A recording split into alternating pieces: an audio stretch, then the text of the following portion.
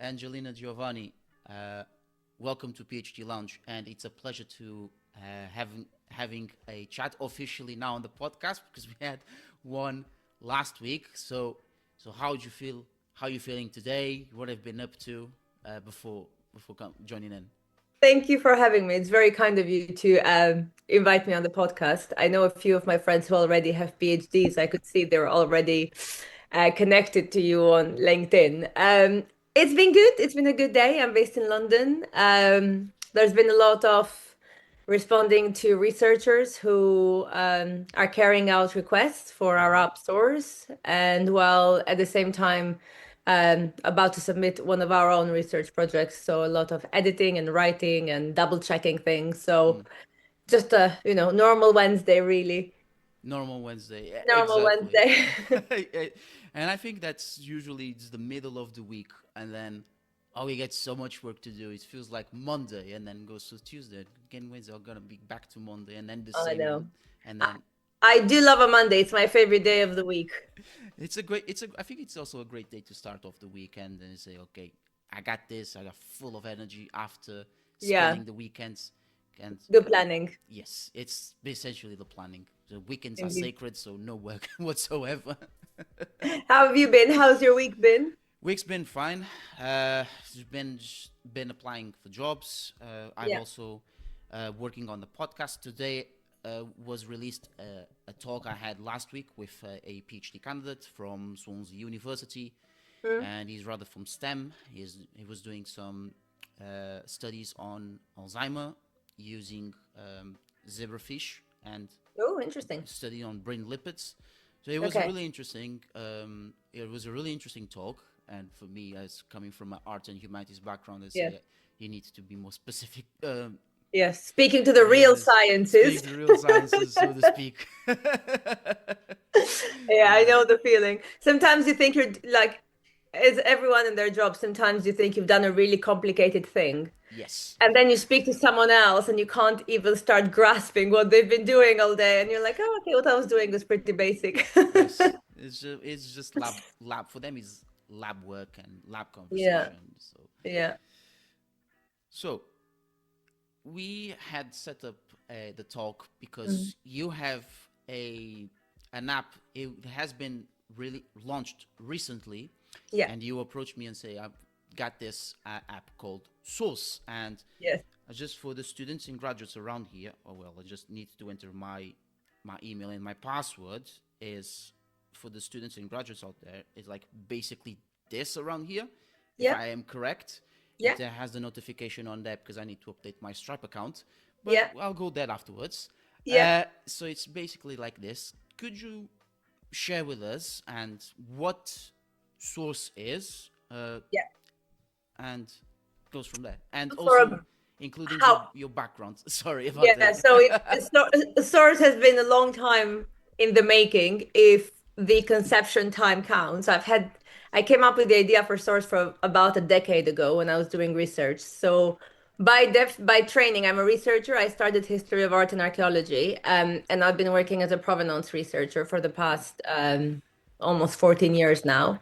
And I have a business partner with whom we run Flynn and Giovanni Art Provenance Research. So me and Tom, we do a lot of research for collectors, the art trade, museums, whenever they are primarily either there's a transaction in art going on, or if the museums are going through an acquisition process and they're looking to buy certain pieces for their collections, and we do the documentation of their ownership history. So, which is what provenance research is. And it is a kind of job that you cannot really do from the desktop. You can start from the desktop. You locate your sources and you figure out what your methodology is going to be, but you can't really do in 9 out of 10 times you cannot do an exhaustive research from your desktop. So you need to hit the archives, the libraries, the various repositories, and like every PhD student will know that there's no Yes. such thing as writing. Not to imply that every research that we do is like a PhD, which is absolutely not. But sometimes it takes months and months to complete. And that is because there's a discovery process, and then we need to physically be able to get to the archives and libraries around the world. And to be honest, that is more often than not the case. Yes, and I would And I would also the funding. We also need funding, and funding is limited. absolutely. Sometimes there is not is unavailable. It's not even hard when you do it for yourself. It's also hard when you do it on behalf of a client because you need to justify expenses. And if you're going to another continent, it's a really expensive flight, accommodation, other expenses. And then you need to familiarize yourself with the archives and libraries or the material you're going to see, which might not even be in a language that you're familiar with. Yeah. So mostly people who are every day locally at the archives are going to be more productive and more efficient than a visiting person who is only there for a few days in retrieving information. So I kept thinking, why do I need to go, even though I'd love to go to, I don't know, to Argentina to get this bit of information when I'm certain there's someone already sitting there that Yes. has access to this material. So this was the fundamental behind Source. Mm. It's like Uber, but for information.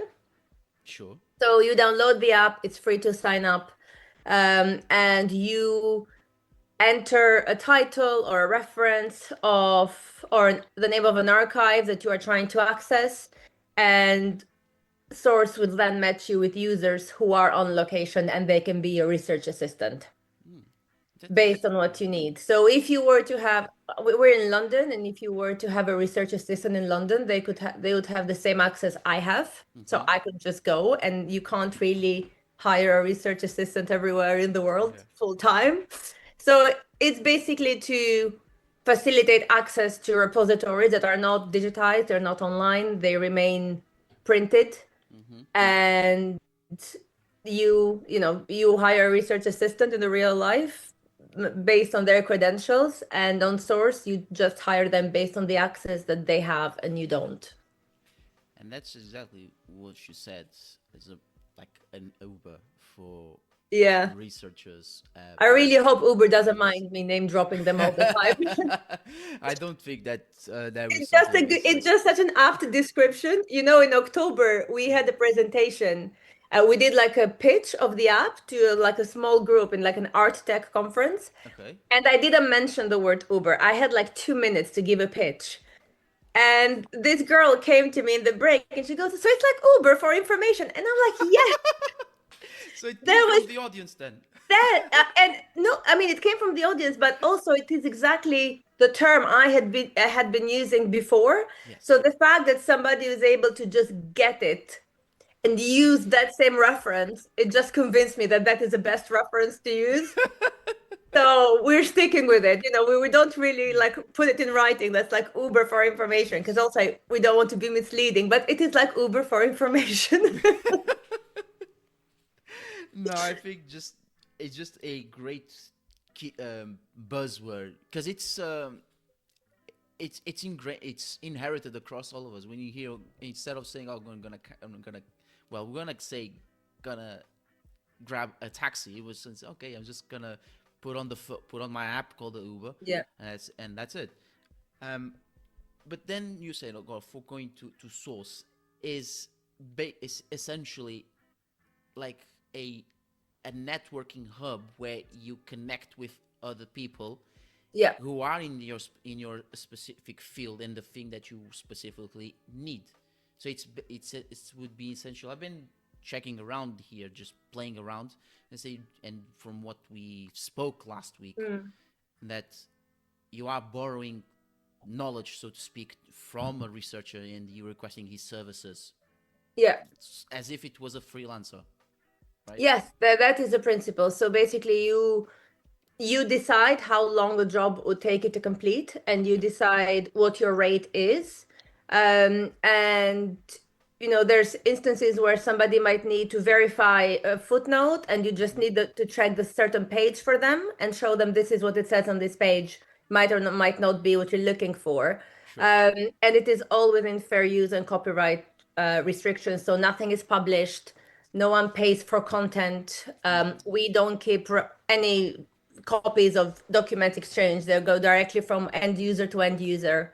Because I'm a researcher and I know how it works. We know that confidentiality is really important, and academia in the same way. I mean, it's made to serve the community, not to create obstacles or Sure. or issues. So people don't get paid for content. People get paid for their time, the same way that if you hire a research assistant in real life, that they've been a student or somebody, you don't say, oh, I'm going to pay you this much if you bring me this much content. You'll say, okay, I'll pay you this much per hour, and this is a research task that you have to do. So yes, you hire someone, and then only this week, as part of my ongoing research, I have needed things from, even in London, locations I couldn't get to.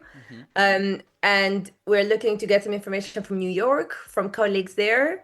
And it has just been so much more efficient Mm-hmm. um, than just having to plan a trip to an archive and postpone your research by weeks or Sure. months. So I'm. I am very excited. It's very self-serving. I built this because I needed it, and it's a shared need. Everyone that I know that does research at one point or another has had the struggle of, how do I access this information? I really need to go here. I really need to go there. I've emailed the archive and it's been 2 months and I haven't heard back. So Sure. they're very common obstacles. Yeah. And I think also with the archive, because it's so much bureaucracy. They have so much emails to reply. They won't be able to reply to one single person to get Mm, to get that specific volume. yeah, And I think with source, as you said, that comes into play into uh, aiding researchers and students at yeah, the same time earning from that. So yes. I'd like, we can go there from a bit Hmm. further, but I'd like to ask, because to ask this question, because you said it you had this implant since 2016, like 10 years Yes. ago, right? Even more, yes. And you even more. I wonder if um, where the your inspiration from it came from, besides of what you said before. Yeah. Uh, in a world where nowadays we have AI, we most of us rely to AI. And as a fun fact, as you said, I was hearing a podcast yesterday where you were a guest and you were telling description of Oh, I the see. AI. We can we, Yeah. we'll go on that on the what the podcast name is, but you know Yes. it already. Yes. I was wondering how you how would you describe this? That There's the art world and the tech world loves throwing solutions to us. yes. And a few years ago, it was like, oh, blockchain is going to revolutionize provenance research. And everyone in provenance research was like, no, it's not. And it didn't. It Mm, makes zero difference yes. in my work or the outcomes. And it's the same for AI. And this is not just in provenance research, but it's across all research disciplines. Yeah. You cannot trust a reference or that AI gives you. There's a lot of issues with it. First is how much it hallucinates. I mean, it will give you a result, and then if you keep poking at it and testing it, it will kind of change the story. But at the same time, even if it is fed with the digitized material that exists on the internet, Mm-hmm. the digitized content that's come out of libraries and archives is less than 25% globally combined. Wow. And that is not equally distributed across the developed world that can afford to, put money towards digitization initiatives. So there's part of the world that nothing is digitized in the archives. So you don't even know what's in there. So if you don't have access to a catalog for a collection Mm-hmm. or a group of papers or correspondence or whatever it is, how is the AI going to know what's in it? Yeah. So it will give you any answer you want. If you ask it something, it will give you an answer. Doesn't mean you should use it. And we have had many cases in the past 6 months where we've looked at material references and you start looking into them properly for like 5 minutes and you're like, this is not a real reference. Mm-hmm. It looks like it could be from a Berlin archive, but turns out it's not. And sometimes you can even prove this by taking an answer that ChatGPT has given you and putting it into Claude and then asking Grok to verify, and all three of them Sure. contradict each other. So it is not worth risking anyone's, Mm-hmm. academic reputation for a shortcut that actually no one really needs. Sure. So when I sat down with the developers to discuss source and how it works, none of the content that's generated that the user gets is AI content because we don't ask them to summarize, to write essays, they need to provide hard evidence. It's a primary documentation. You went to the archive, you checked this material from 1820.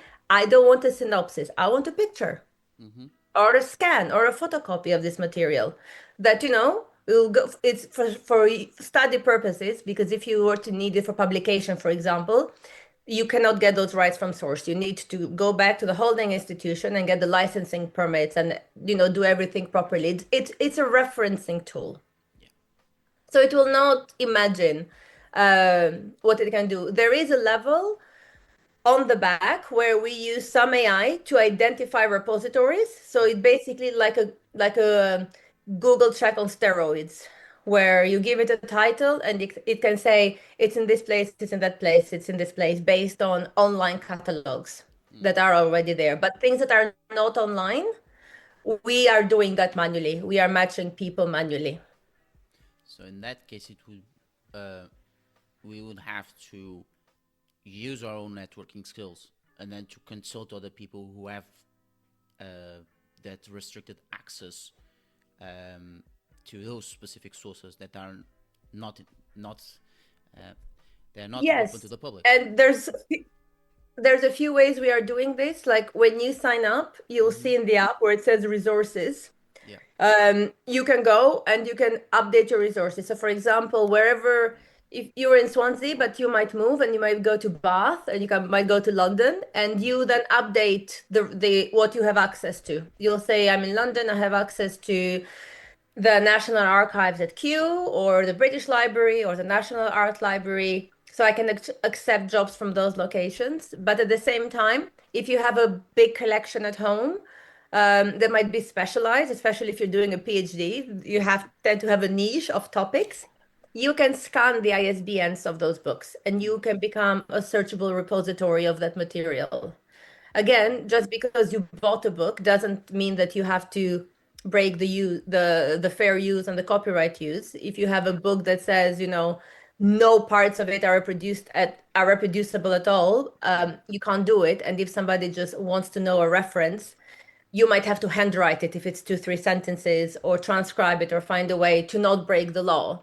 Sure. But so far, I mean, I have about, I don't know, 500 books at home. Have So you tried? every time I go by the shelf, I scan five, and every time I go past, I scan another five. And it's valuable because I have auction catalogs, and there's other people in the other users that have uploaded hundreds of auction catalogs Wow. that otherwise you'd have to go, I don't know, across 4 or 5 locations to check 3 or 4 references. So it's only been out for a month, but it's very, for me as someone who's not really a tech person, and I don't come from the startup tech world. I come from the depth of the archives. uh, it's not been without challenges, but it's really rewarding to see that people can see the benefits and the use of what you've built. Yeah. So yeah, it's been great. I think there's over 120 users as of today in over 100 locations.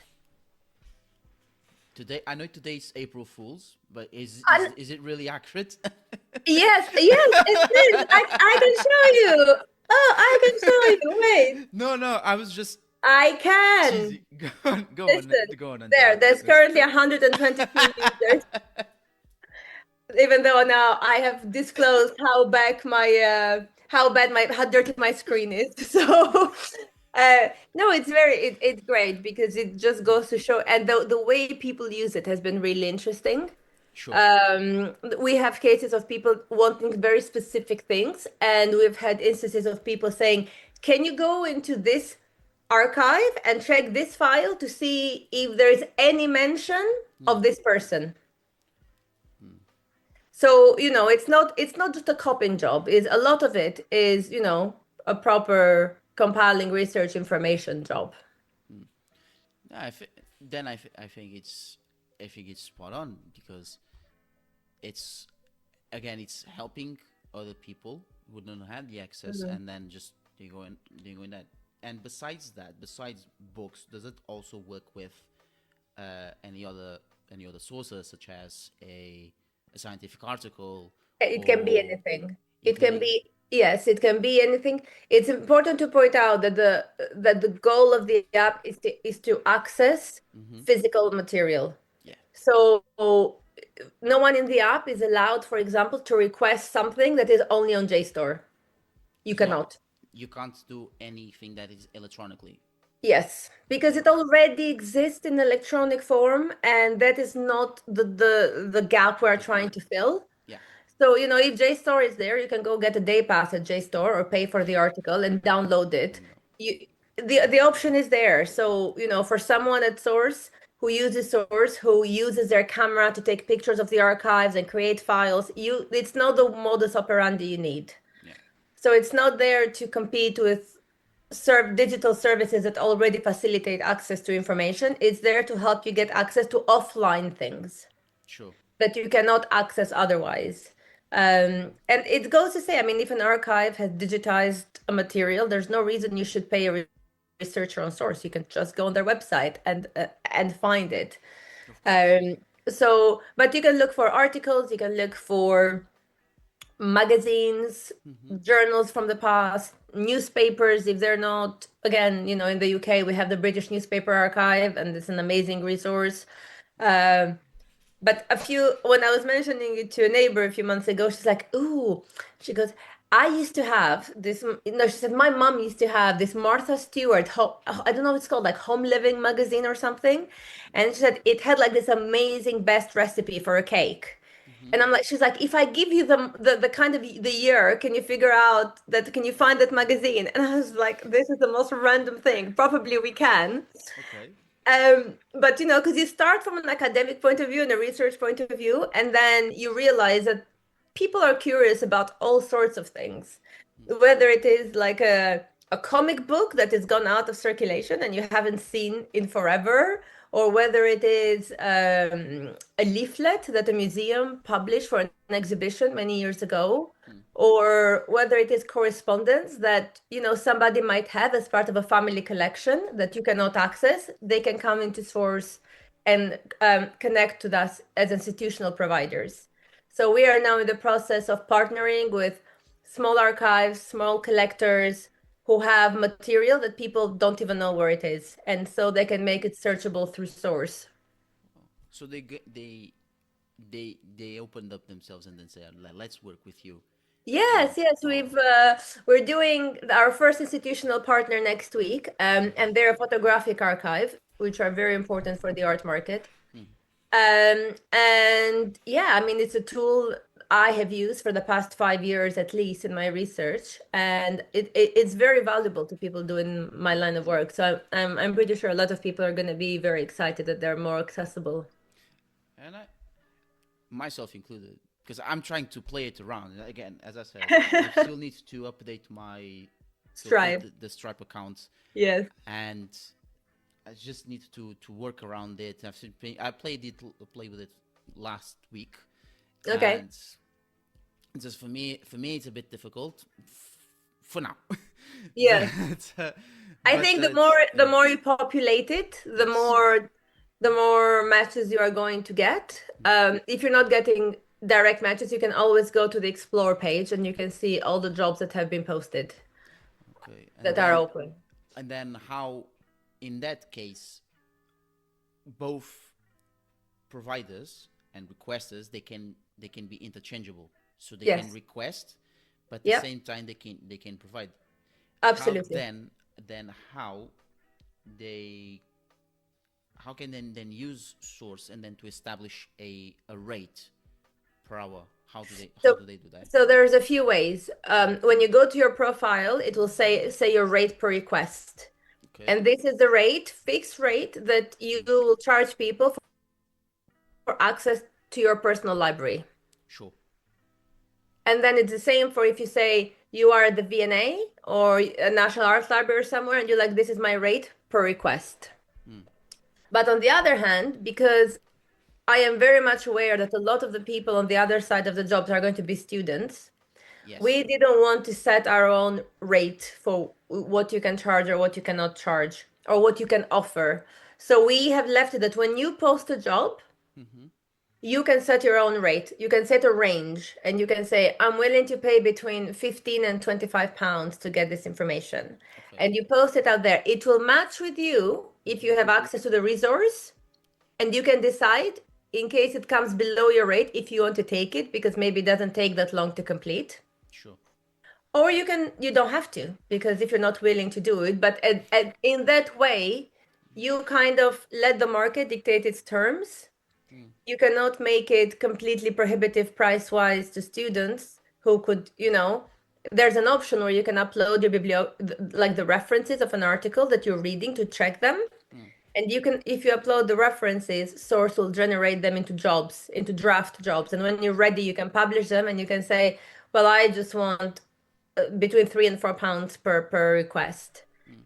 And maybe a seasoned senior researcher Mm. might not pick it up, but a fellow student who's at the library might pick it up. And, it's the equivalent of, doing a part-time job for a few hours. And you can do this basically without leaving the library. And you can just, keep doing your thing and help me out as well and help you out as well.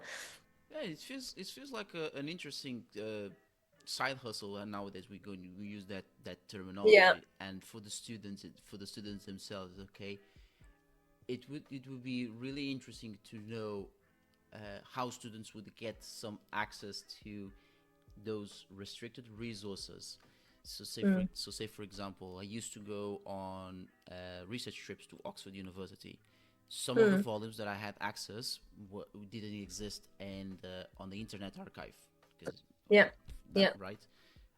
If I knew about that, about source, for Mm, if it was for quite a while, probably I would have done it and say, okay, I can try to do this. Would need a special request, permission request yeah. from the Sackler library, Hmm. and then if they would grant me, then I would need to scan, not just taking a simple picture. Or this has to be all professional, or a student can have just take a simple picture and then send it over It, to the it can, client. first of all, it depends whatever is allowed Yes, that's from important, the library. If it says no flash photography, it's no flash photography. of course. We had somebody complete a job yesterday in Vienna, Okay. and they just scanned actually the book. The whole Uh, book. no, it wasn't the whole book. It was the question was, can you check the index, Okay. see if this name is mentioned, and just show me what it says about that name. Okay. So it wasn't a whole book request. It was a few pages, and uh, it was just that. As a rule, I would say unless you know for sure something is outside of copyright, don't go scanning a whole book. It's very silly. Yes. Uh, because the point of it is not to replace people buying books. I mean, I buy books on average two to three times a week. Okay. It's okay. Because I mean, first of all, like I love buying a book. Like I just cannot help myself. It's like my idea of going shopping. Like, oh, I'm gonna read that. I mean, that sounds great. And I know a lot of people who are publishing books, who are colleagues. I always buy those books. So the goal is not to keep people from buying books. The goal is to make sure that the book you're buying, in a way, you actually need it.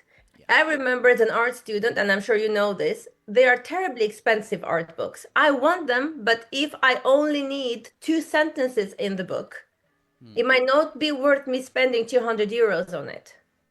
Yeah. So there's something to be said about, the student economy and the fact that the cost of living is high and books are terribly expensive. Yes. And, the number of students having part-time jobs while they're studying is the highest it's ever been. And the number of students buying used books or sharing books is also the highest it's ever been. Like the number of students buying brand new textbooks, it's Mm. it's less than 20%. Yeah. So we did all this research, before when we were doing the feasibility study for the app. So the goal is not to keep people from buying books. The goal is to keep people buying as many books as possible that they actually need.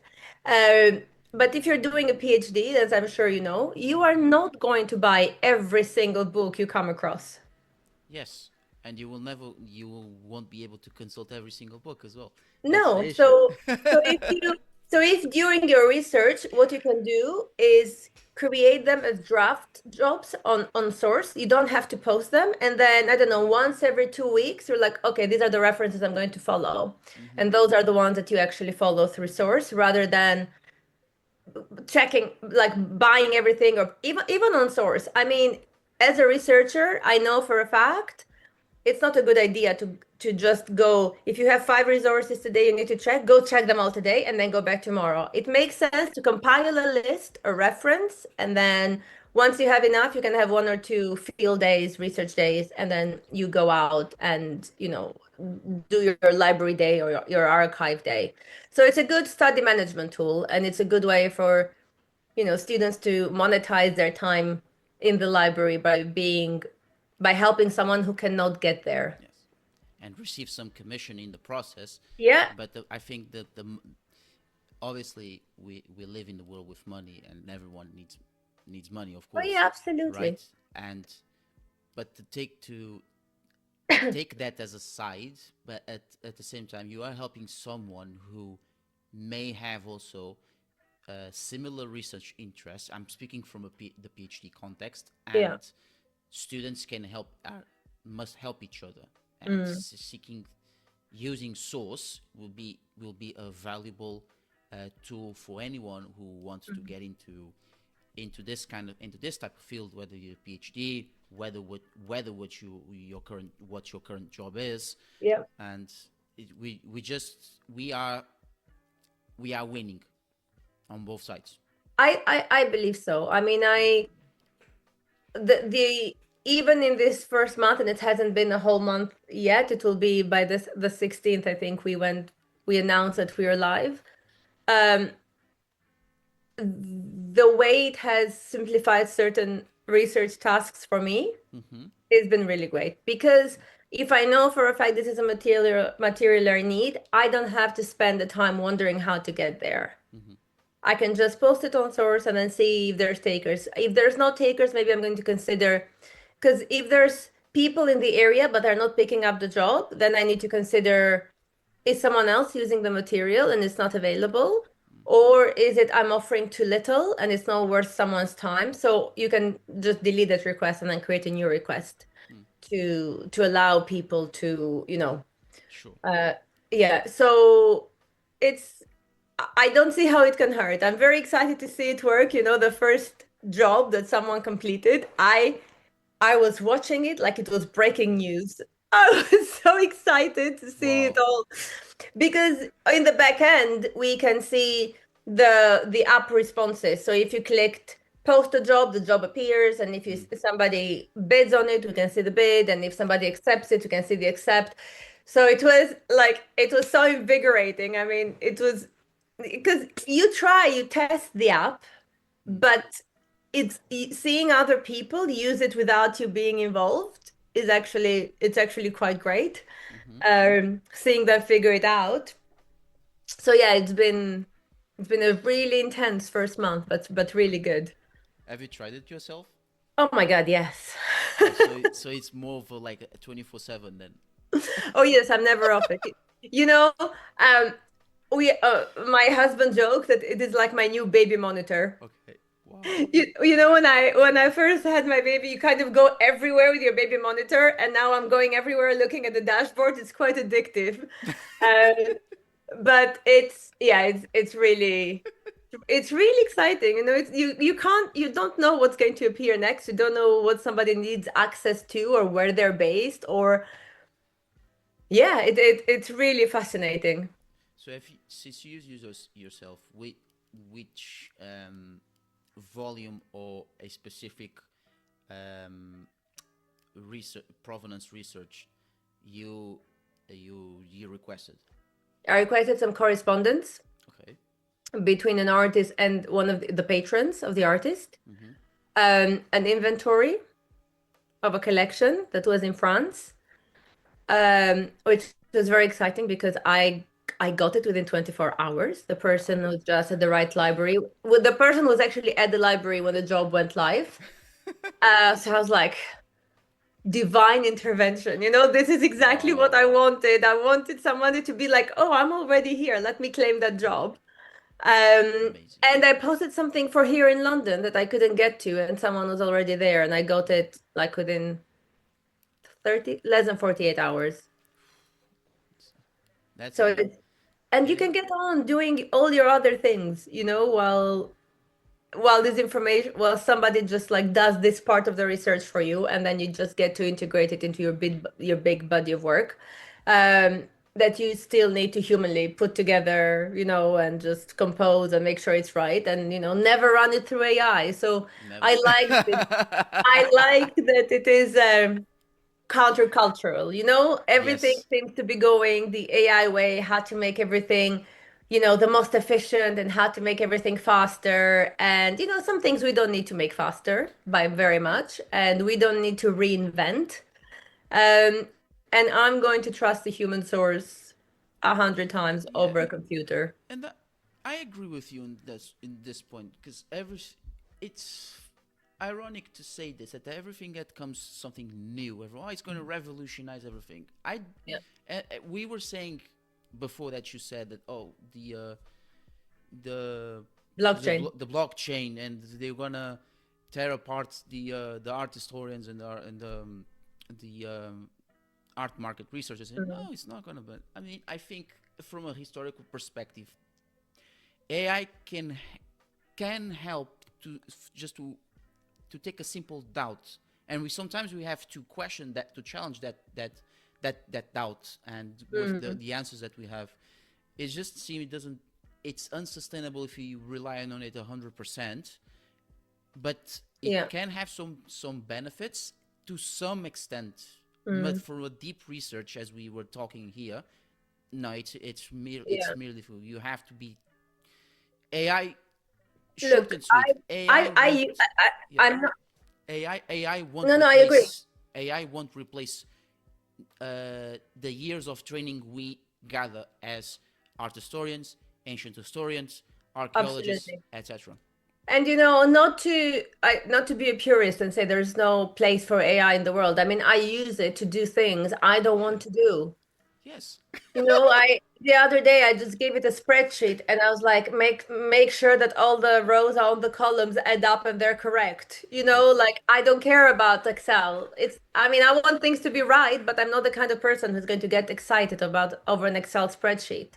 Or sometimes I write a big text and I'm like, I'll drop it all in there and say, please check for typos because it's 2 a.m. and I'm exhausted. Like, Yeah. do things that don't really, help me out. You don't have to do my Yeah. job for me. You It's just can't do it. You having. can't do it Yeah. better than I do it, my job, and that's the true the fact for most people. But help me. Help Yeah. enhance certain areas of it. Yeah. Just It's just having the due diligence essentially, yeah, and yeah. Just it, check. it's Just just and this is also becomes a problem in students themselves, and they say like they proudly say, and I've seen it here on YouTube and in Mhm. interviews as well. Oh, I thank ChatGPT for doing the thing, for doing my assignment. This is in undergraduate level, Yeah.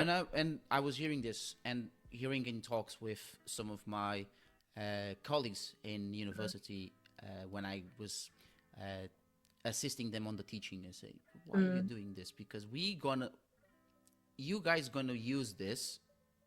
You're gonna use AI to do the whole assessment of 2,000 words. Mm. We gonna catch you anyways because one, 100%. the text isn't isn't clear, it's not at your own language. And two, here at Swansea University, and I think across the UK universities in general, we have an AI tool called Turnitin, Oh yeah, so which, I had Turnitin in my right? day when I was at Yes. uni a long time ago. So that we are able to detect whether this was AI. And one, I also have, I'd like to share a story with you as well on this, because when I Mhm. was tutoring art history of portraiture from, and all the images were from the Courtauld gallery. Yeah. I had one pupil that clearly he wrote in AI, but at the Mm. same time, that pupil was honest in saying, due to some personal issues, I had to use AI. You're right. And Okay. then I gave the feedback and say, look, I appreciate your honesty that you used this. I didn't mark it, and I have the empathy to say, well, Mhm. I understand Yeah. that issue. But as a caution, from this day forward, please do not use this if you're going to university, because we will Yeah. catch you. I And agree. the pupil will say okay. And then on the next day it was the resubmission of his assessment, and Mm. he had a great mark. So Yeah, I mean, look, there's always ways to be crafty. If anything, he won himself a few more time to write it. But it could have gone either way. Someone else could have said, "Yeah, I don't ask for an extension, but you can't, you're not allowed to use AI." yes. It just, yeah. I mean, it's not supposed to make people lazier. It's supposed to make people more efficient. Mm-hmm. And I think this is where one of the key issues that arises is there's part of human creativity and like human responsibility that you have to do. Somebody, like when a client comes to us, they want Tom and myself to do the research. But I mean, they can pick any researcher they want. So if they come to you, it means that they trust you to do the best job at something. Yeah. So you cannot take that trust that is put into your many decades. And Tom has had a much longer career than I have, and he's so incredibly widely respected in the art world. People know that they're not going to come to us with a request and then we're going to get ChatGPT to research it. Sometimes we have this long brainstorming sessions because Tom is based in Eastbourne, and we do a lot of Zoom calls to brainstorm about research cases. And sometimes we'll go on Zoom for 2, 3 hours talking about a case, and then it'll be like, let's ask ChatGPT. Let's see what it knows. And it's like, Yes. okay, great, it knows nothing. We already knew that. So I'm like, okay, great. Thank you for telling us nothing. Very helpful. Yeah. But yeah, it's good for like, it's really good for if you have like something that's handwritten and you cannot make out the handwriting. Like if you need help transcribing something in a foreign language, if you upload a picture to like any of the AI bots, they'll most likely figure it out. Yeah. And you know what? Just great. I mean, I don't want to go blind trying to decipher handwriting that makes no sense to me in a language I don't know. So if the AI can help me do that, that is very good use for it. Mm. Um, but I mean, just everything within its own like limits, like it needs to be kept under check regularly. Yes. And I agree on that point. And just having a 50-50 in this case. Let's say use more 90% of the brain, Yes. 10% on AI technology, so to speak. Yes. And if you're So lucky enough and you have 90% of your brain working all the time, you don't need anything. yes. So going back to source, Yeah. did you have any IT issues before? Oof. I wouldn't call them issues per se. It was just different areas of knowledge. Right. You come up with an idea and you're like, how hard can it be to put it together? And turns out it's quite hard. If I have a research problem, I know how to solve it, even if I cannot solve it myself, and I Mm. need to consult another expert or a fellow colleague who I know might have more expertise in a certain area. I can do that very confidently. But when it comes to putting together an app. Uh, I don't know. I didn't know more than there's a backend and there's a UI. And, I'm like, how hard can it be? So, I kept throwing things at them. Thankfully, the IT team I work with, they're incredible. They're really good. I mean, they got it right away. But again, I just kept throwing things like, let's do this and let's do that and how about this? And then you come to the realization that, it's like tens of thousands line of code for every time anything you might think is a good idea. So they're very good at reining me back and like, being like having like a staggered approach. And um, I quite like things to be perfect. Like, I thought that once the app goes out, the app can only go out when it's perfect Yeah. and final. And from the developers to my friends to everyone said, there's no such thing as a perfect app that you'll never need to. That's why people do updates. That's why you get updates on apps because you're constantly adding features or feeding or fixing bugs or Yeah. getting feedback and inputting those. Um, so yeah, at times I'll open when we were still in the testing phase, I would open it and I'm like, I don't think it's doing anything today. And then I'd speak to them and I'd explain, oh, well, we're doing X, Y, Z, and this is what happens, and we were expecting this. And I started feeling like it's it's my baby, but Yes. they kind of know my baby better. So mostly of the technical side, okay. I have a brother and I have a sister who can nan my baby, and then Yeah, the rest of the literacy. No, this is mine. So this is yeah. mine. I don't know. So Look, I think it's for me, it's been like a very good learning curve yeah. because you learn how to adjust your expectations Mm. and you kind of start getting a sense of what is feasible, what is not, what is okay, what isn't. Like you learn to sort of curb your emotions. Not everything is tragic or not everything is amazing. It's very much a work in process.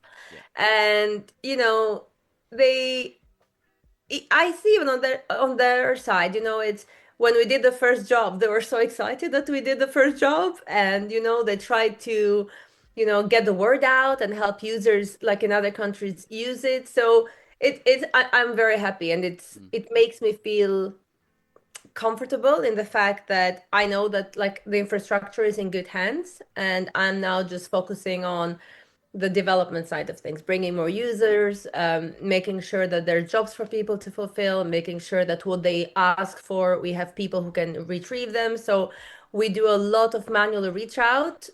We Mm-hmm. send hundreds of emails a day to students, PhD students, researchers. They're all one by one personalized emails that we send Yeah. out and invite them to use source. Yeah. Because the more people there are, again, the more supply and the more demand. And it's a marketplace. So you kind of need both at the same time. If you only have demand, but you don't have supply, it's not good. But you have supply and no jobs, it's again not good. Yes. So yeah, but it's fine. This is not the kind of app that was going to go viral overnight. It's not a social media app Mm. or it's kind of a niche. It's a very useful app that I think all of the students would benefit from it. But we are being patient and trying to make sure that at any point in time, no matter how people are on the app, that they are satisfied Mm-hmm. rather than rushing to onboard like thousands of people. Yeah. So we're much more focused on like all the users being organic and them having actual needs and actual access so that you get a real sense of what is feasible in it. Yeah. And I do think, again, as we keep saying, that it will be it will be a great app for the Mm. long run. And are there any updates you constantly thinking about on how am I going to improve the accessibility to source? Will you include any novelties for the app for I for, for long term? I don't think that at the moment we are making any uh major changes. I Okay. think we initially contemplated having a chat in it so Sure. that the users can speak to each other, but the app is rated for people also younger than 16 can use it.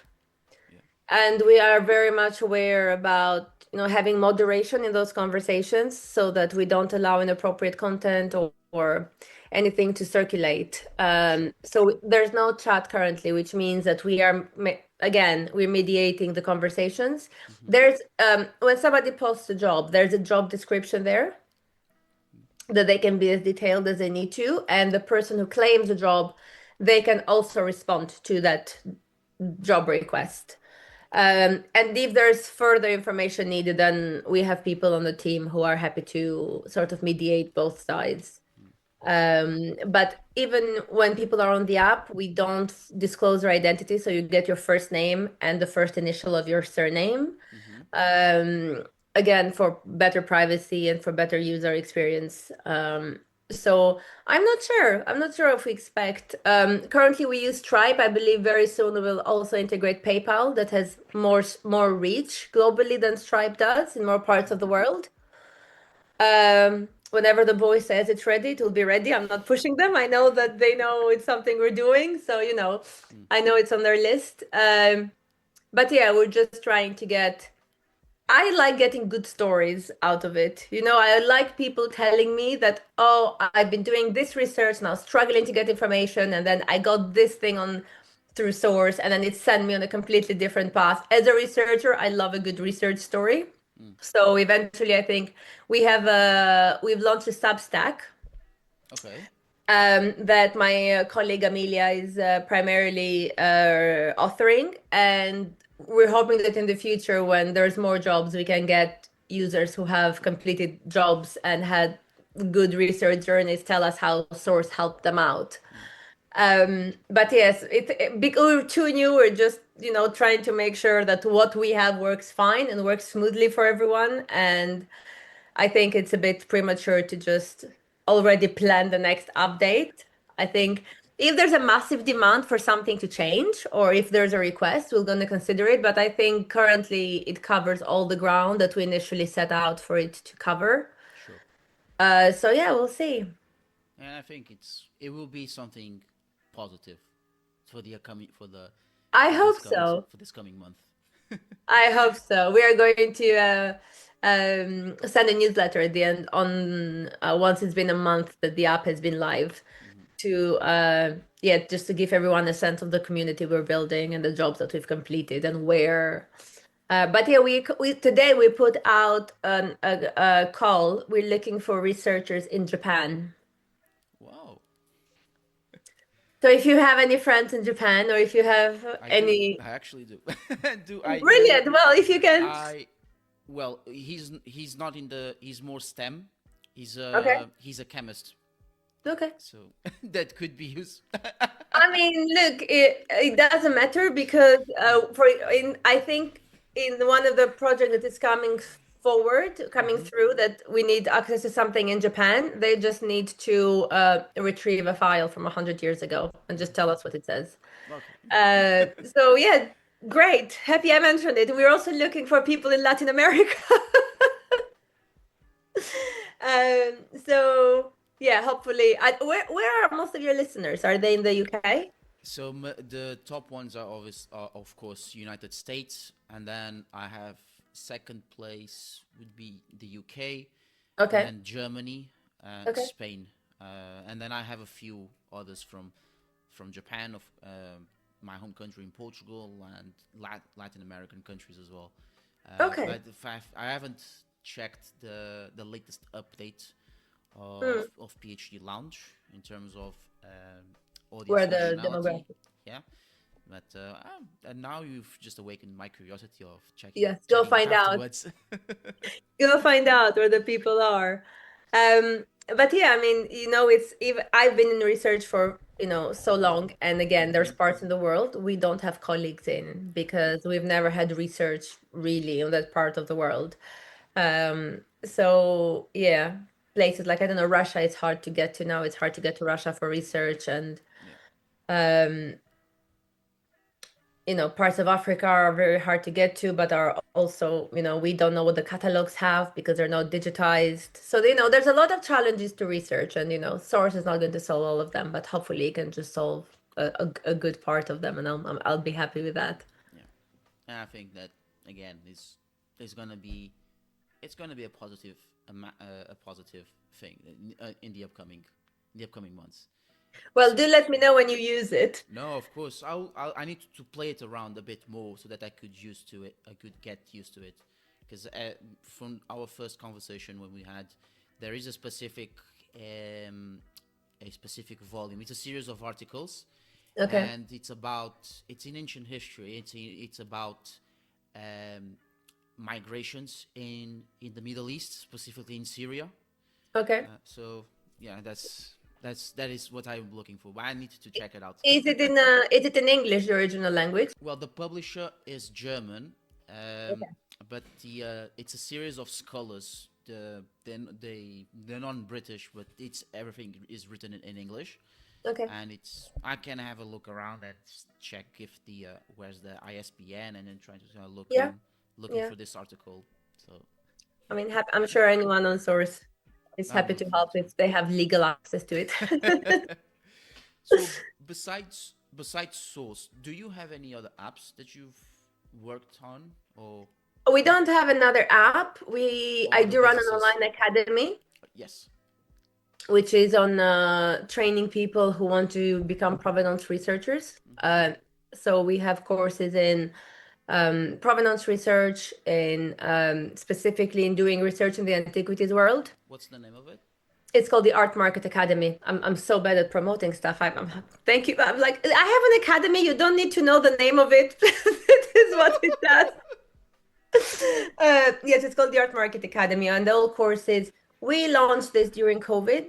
Okay. And historically, now it's a lot better, but the resources and trainings in provenance research have not been the most easy to come across. 9 out of 10 times you need, depending on where you are in the world, you need to travel on location Yeah. to go to, to attend the course. When I was getting my training, there was nothing online, so I traveled around quite a bit to follow where the workshops were. Mm-hmm. And then during COVID, things came to a standstill, and I thought, well, this is a good time. I'm stuck at home anyway. Let's just and they're all pre-recorded. They are subtitled in, I think, over 15 languages now. And one of the greatest benefits is, first of all, again, you don't have the travel, you don't have the accommodation expenses. Mm. Um, you can pay in installments to cater to students, and because it's pre-recorded, you can take it anytime you want. Yeah. So you can be in Australia, you can be in China, you can be in LA, and you can take the course at any time.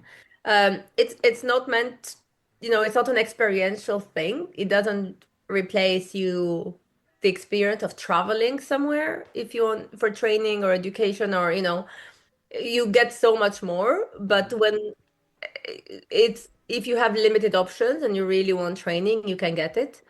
And it's been great. We've had people from first year at university to people in their 70s who are collectors and want to research their own collections, Mm. taking the course. We've had, moms who would not be able to, have busy lives and would not be able to take time off to travel abroad. And it's great. So everybody completes their course at their own pace, and then they can reach out and get in touch with me or the other instructors to figure out if they have questions, if they want a Zoom call. We do those on request one-to-one. Mm-hmm. The course never expires. So Okay. once you get it, you have it forever. Right. And yeah, and then at the end, we do like a career session Mm-hmm. where someone finishes it and then they tell us, why they took it, what they're trying to achieve, what their questions are, and then we managed to get them, we just managed to get them to see if there's work opportunities or if there's people who we know are hiring. But a lot of the people who have taken the academy and want work experience, we do give them internships. Okay. Interesting. So if they have certain areas of interest, either we'll keep them on file and see when a case comes by that they can work on. Mm.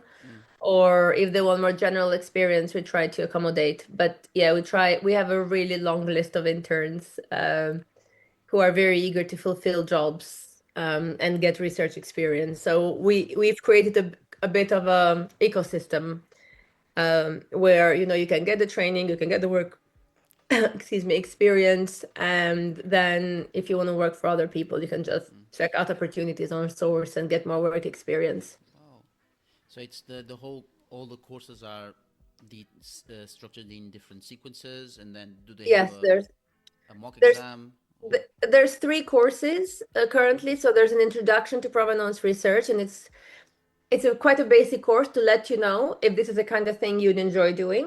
yes? And then there's a how-to course, which is basically um, it tells you how to assess risk in provenance, Mm-hmm. what tools we use, and almost all case studies are from my personal work, so it's not the kind of information that they would get anywhere else. And then there is an antiquities course that is taught by a different professor, by Christos Sirianis, and that one has a final exam, and it's not an easy final exam. Um, but yes, I mean, it's the kind of thing that there's constant interest on any one of the courses at any point in time, and then there's seasonal periods where either it's the beginning of the year and somebody has a resolution to learn more about something, or it's the beginning of summer and people are more free from their usual academic workload. Mm-hmm. Um, so yes, again, it launched in 2022, I want to say, Mm. and we've had hundreds of people take the course. Wow. So it's cool. It's very cool. I have a very good network of students and of colleagues who share the same interest. So it's not a lonely work. Do they reach to you or you reached out to them after they take the course? I do tend to check in, Okay.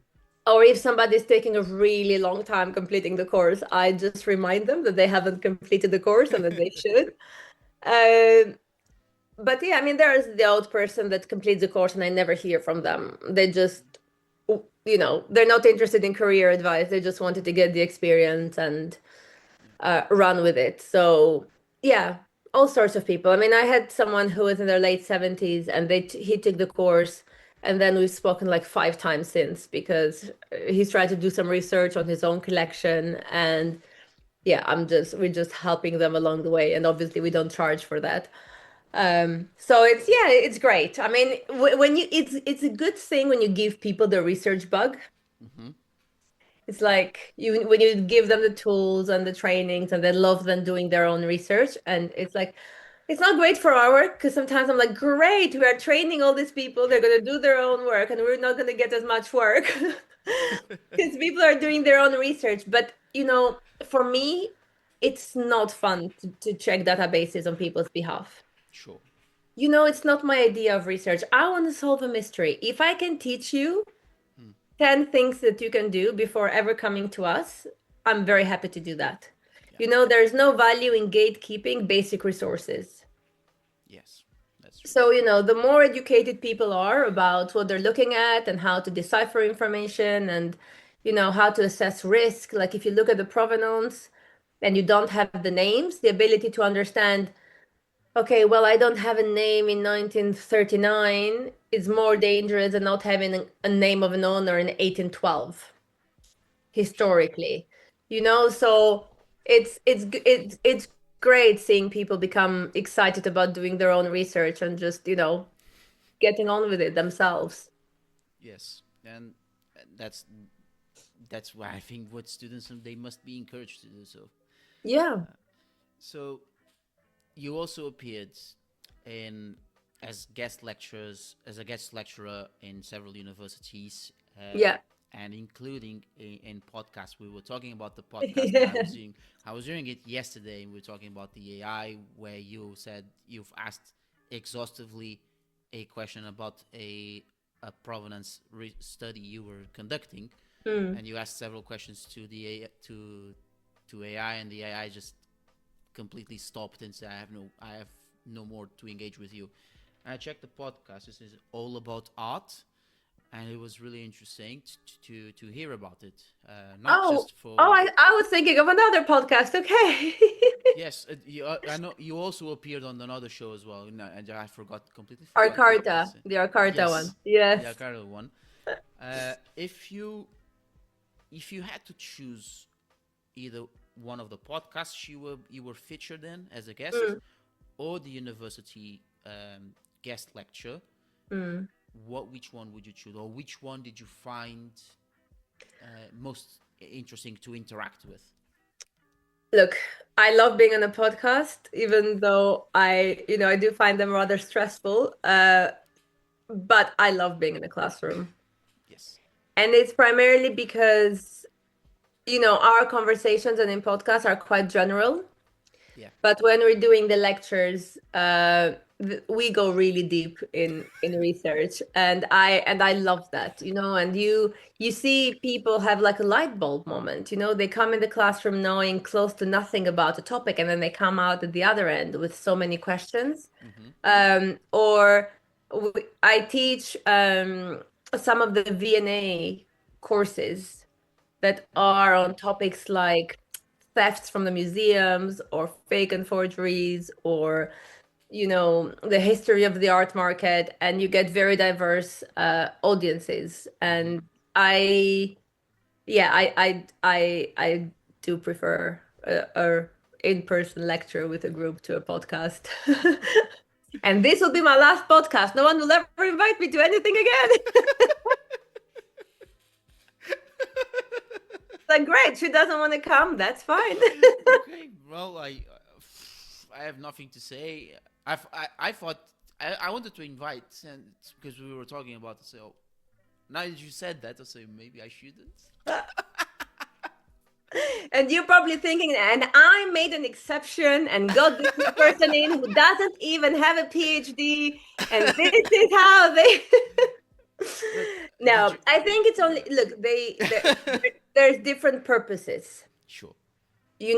Obviously, if you're trying to raise awareness through something for Yeah. something, going on a podcast is going to get you to a wider audience. Yes. Um, but if you are trying to train people and pass on skills, obviously you cannot do that on a podcast unless, you're running your own podcast and you are like focused on certain topics, because I couldn't come to your podcast and be like, okay, I'm gonna share my keynote now. Mm-hmm. And in my keynote, these are the databases that we check. And so it's a different type of content. But there's that expression that says those who don't do teach, and I think that's the stupidest thing ever. Yes. And Because I agree with you. it's it and it I mean, one of my best professors that I've had in the past, there are people who have their own PhDs, and they've done their practice in the work, or maybe people are archaeologists and they've been on the field and they can come and teach you about that experience. And if the people that don't come forward to teach you, the people that just know the theory, Yeah. they will always have a limited perspective on a lot of things. I always want, if I had to pick between the provenance researcher of a museum Mm. telling me stories, or a freelance historian telling me just their own stories, I would always go with the person that has been in a museum and has seen thousands of objects, to tell me stories. And it's not because the historian is not going to have valuable information, but it's always going to be coming from a more theoretical point of view. Mm-hmm. And it's a very hands-on thing, provenance research. You need people to do things. It's an active job. You need to go here, go there, find this person, track this person down, compare handwritings, compare notes, compare timelines. I mean, it's like solving a puzzle, and the Yeah. best way to solve a puzzle is to solve the puzzle. It's not to hear about, how somebody imagines the puzzles to be solved.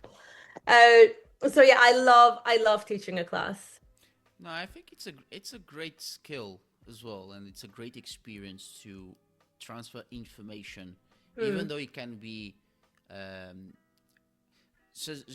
let's just say, sometimes it is accurate for us, but sometimes it is challenged Yeah. for with our peers. Mm. But the best thing is to share that information so that others can learn from it and then study it and then even doing some deep more research, as I Yeah. said, challenging around it, rather than, as you said, I have the keynote here, I have this, let me pitch you out of this. I Yeah. mean, there's so many podcasts out in the world, Mm. and in, for example, where you just don't get much of it, and it No, becomes boring I because agree. the theme becomes the same, Mm. especially for, say, businesses podcasts. I mean, Yeah. they have all they say in different in more colorful language as possible as ever, but Mm. the result will be the same, and you don't get out of it. And then you feel, oh, okay, let me just buy this course so that I can have some more insights, which ended up they being Yeah. selling something that realistically you won't take much out of it. No, I Okay, agree. for this podcast, PhD Lounge, as I said, and this comes from COVID as well. And Mm. when I started my MA thesis, and I started my MA thesis, I was playing around with some of the stuff, and then if I get into a PhD, I will start a podcast. And Yeah. the podcast, the main concept, it started to in writing PhD firsts, but then I've broadened the concept, following the feedback of my listeners. I mean, the people who were close to me, close to university, who would listen to the podcast and say you should broaden the concept. Now I Yeah. invite people who are um business entrepreneurs who have some academic degrees, Yeah. and they can give advice also to PhDs as well, PhDs, post PhDs, academics, industry leaders, as I said. Yeah. And what the objective that here is to share what you can do with your PhD, but also Mm. experience the days, the weeks, the months around your PhD. What Yeah. essentially is the PhD is beyond the thesis. It what goes uh, What during the happened? thesis, what Yeah. happens during the thesis, before the thesis, and after the thesis. Mm. So the universe Yeah. of PhD, basically. Yes. Well, I do plan eventually. I think we kind of touched on it when we were first speaking. Yeah. That I have had research topics that have been on my desk for a decade, and I think eventually I'd like to carve out time to just focus and do a PhD. So I don't know if I'm going to be 50 or 60 when I do it, but I do like to give it a go at some point. Um, And then but if you yeah, go, we ought to do this again. we have to do this again, yes, and then I can tell you about my actual PhD. Um, yeah, absolutely. I'd love to come back So again. it would be around provenance, Yes. art research. Okay. Any specific time, any specific period, or It would be, I mean, I've been researching this traveling exhibition that of modern British paintings that left the UK for France okay, in the early 1940s, and it has never come back. they never came back. No, it was confiscated by the German Navy of all groups, and they've never really come back. And it's a very odd case because a lot of the elements of the story are not traditionally what you expect in looting stories and that type of story. So I have hundreds of pages already on the research and the various people involved in it, and at one point it will come together. I don't know if it's going to be a PhD or maybe it just ends up being a book, but it's the longest piece of research I've ever done, and because it's not solved yet, I don't feel like I can let it go, Sure. when you have the research bug. So we'll see. I will keep you posted, I promise. So without pressure, it's just source is gaining popularity. It's going to be a great app, and I think just for now is maybe focus on that, and then well, but you I do. decide. I do. Liz, I have a motto that is I can do it all, but I cannot do it all at once. And it's something good to live by. You can get inspired to do something new every other day, but I think once you start doing something, you just need to stick with it. And that means, having to train yourself to have more discipline, to have more patience, to learn more, to be more humble about what you know and what you don't know. Yeah. And yeah, you always come out on the other end of any big project knowing less Yeah. about the world. So yes, I am and I will be focused on source for a while, because I need it to work so I can use it for my own research. But also because I love a good success, feel good story, and Mm. I'd love it if I hear stories of people using it properly. So I'm going to keep my fingers crossed that people Touch wood. use it and enjoy it, and yeah, So I think we can just wrap it up here and then just saying yeah. what advice would you give to the students, graduates, or anyone who not only wants to set up establish a business, but also get into the art world, whether Mm. it's provenance or any other specific field within the art world, and how can Ugh. they become members of Source? So like three questions in all in one. I I would say that you usually hear that people get discouraged from studying the arts, Mm, and they are pushed into other fields.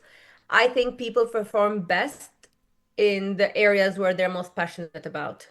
So I think if you want to be in the art world because you love art, or you love the art market, or you love history of the market, and or you love artists, then great. Don't come to the art market because you think it's going to be a good place to make money. It's actually not very easy to make good money in the art world. mm-hmm, So at least while you struggle, make sure that you're struggling doing something that you enjoy doing. Um, and that is similar to my advice I'd give someone for collecting. If you want to start collecting art, just start buying things that you enjoy looking at, that you'd like to live with. Don't buy something because you think, oh, in 3 years this will be worth more. mm-hmm, Don't do that. And there's people who buy in the millions and they can do that and they never live with the art. They live in, like, Freeport in Geneva, those mm, artworks, and they never know. But the average person, I think, if you have the possibility to buy art because you like it and live with it, and get to know the artist and their work. And with Source, I mean, I just like people to see it used as creatively and you know as efficiently as possible. mm-hmm. Don't be lazy with research. If you have the option to go to the library, always go to the library. Somebody getting you information, whether through Source or something else, is no replacement for you getting firsthand knowledge. Mm. Um, but yeah, I mean, I really hope that we can create a researcher community that is reliable, that is trustworthy, that is enjoyable, and that people look forward to using. Um, yeah, and then we'll see where we go from there. Yeah, and I think as again, just saying all the best with Source, and I think Thank it's you, going to Larry. be a great app for the long run, and will be helpful for many researchers, students, and who want to be providers and the providers and requesters. Yeah. And just to finish, just before finishing off, so where they can network with you, any social media where they can I'm reach I'm out. on LinkedIn, Angelina Giovani Agha, and you can reach out to us through our main website, which is bemysource.com. Mm-hmm. We also have Instagram, which I'm never on, but other members of the team are. And we are on Substack currently. We're going to be posting research tips and how to navigate certain archives and so on. So yeah, I can provide you with a list of best ways to reach us. Okay. Now I'll be waiting for that then. Okay, yes. Okay, so Angelina, thank you so much for this amazing conversation. I'll provide the the Art Market Academy, Be My Source, and Thank also you. Very your kind. link put on the show notes for the students and graduates out there. Yeah. And for those who are tuning in, thank you all for tuning in, and it's been a pleasure. Thank you so much for having me. This has been a very nice conversation. I really appreciate it. Thank you, likewise. Thanks, Louis.